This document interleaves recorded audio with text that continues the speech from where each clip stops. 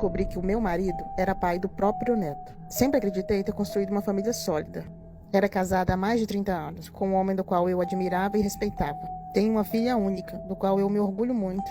Tudo parecia perfeito demais, até que um dia, a perfeição começou a desmoronar, quando a minha filha engravidou de forma inesperada, com 24 anos. Então eu estranhei o fato da minha filha se recusar a falar quem era o pai. Ela só dizia que era algo complicado e que não queria falar sobre isso. Eu, desconfiada, preferi não forçar, mas algo, dentro de mim, me inquietava. Eu vi uma tristeza no olhar da minha filha. O nascimento do nosso neto trouxe um ar de alegria à casa por um tempo. Eu tentava ser uma avó mais amorosa possível, mas eu havia notado um desconforto constante entre o meu marido e a minha filha. Eu jurava que eu havia visto olhares estranhos entre os dois. E certa vez eu ouvi o meu marido dizer, em um tom baixo, para ela: "Ninguém precisa saber de nada, ok?" Aquela frase não saía da minha cabeça. Então eu passei a observar mais, a juntar as peças, que até então pareciam desconexas. Até que um dia eu encontrei uma agenda velha da minha filha, com um número de telefone escondido e mensagens apagadas.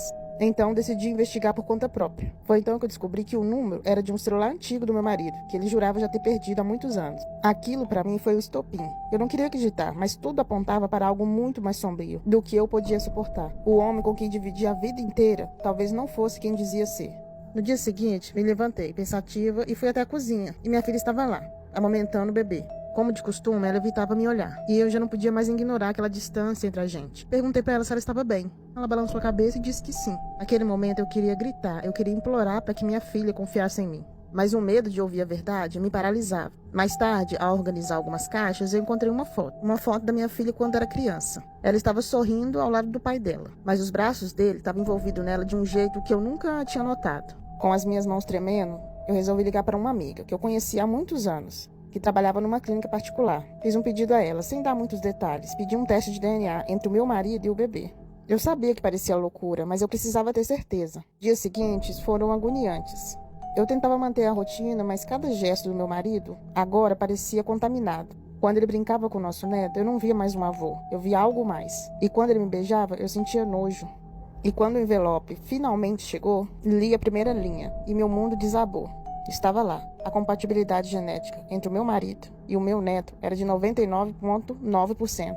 Meu marido, o pai do próprio neto. Isso não podia ser real. O choque foi tão profundo que eu nem sequer conseguia confrontar ninguém. No fim da tarde, ouvi a minha filha cantando para o bebê no quarto. Aquela voz doce, quase infantil agora, carregava uma dor que eu finalmente pude entender. E o pior, ela tinha passado tudo sozinha.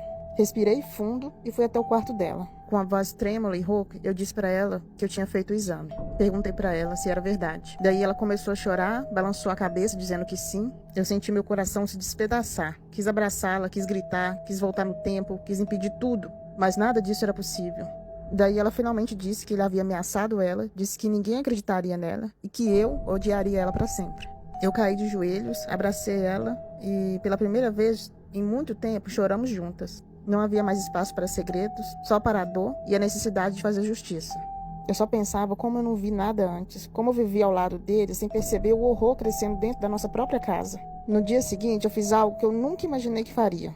Fui até a delegacia. Contei a história a uma policial, mas quando fui perguntada sobre uma denúncia formal, eu hesitei. Minha filha que precisava tomar essa decisão, era um direito dela. Eu não queria mais silenciar ela. Voltei para casa para conversar com minha filha. Disse para ela que eu fui na delegacia, mas não tinha feito denúncia ainda. Mas a gente precisava se proteger e ele precisava pagar. Ela concordou. E naquela tarde, antes que ele chegasse, pois ele havia viajado com os amigos, começamos a juntar provas, mensagens, conversas antigas, fotos, áudios. Mas o que a gente não esperava aconteceu no final do dia. Ele voltou antes do previsto. Curte e comenta para a parte 2.